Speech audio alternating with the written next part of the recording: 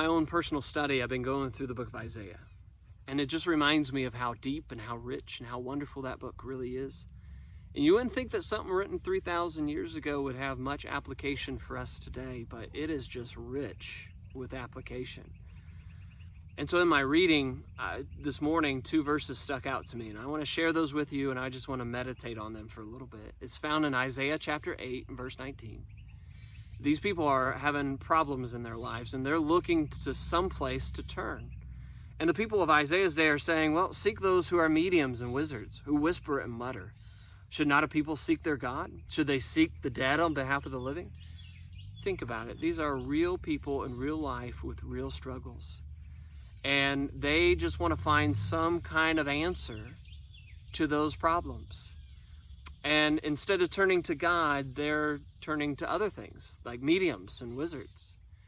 You think about it. Life has its problems, has its struggles, it has its pressures. And it's just too big for us to handle all on our own. So if we don't turn to God, we're going to turn somewhere else. Isn't that true?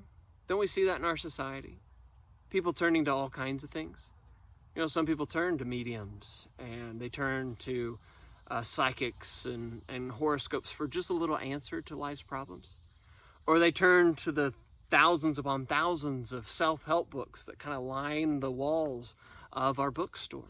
They turn to psychologists and counselors and professors in their own education, or they turn to politics. You know, they turn to all kinds of things to find a little bit of answers to life's issues. Or they turn the other way. They go to drugs and alcohol so they can numb the issues of life just a little bit. And so Isaiah goes on to say, what else do we need other than God and his word? He says, to the law and to the testimony. If these, talking about all the places that we turn, do not speak according to his word, it is because there's no light in them. God and his word is all that we need, he says. It is our sufficient resource.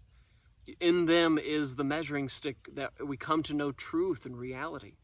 It is through God's word that we come to know his creation. We know our limitations, and we know our nature.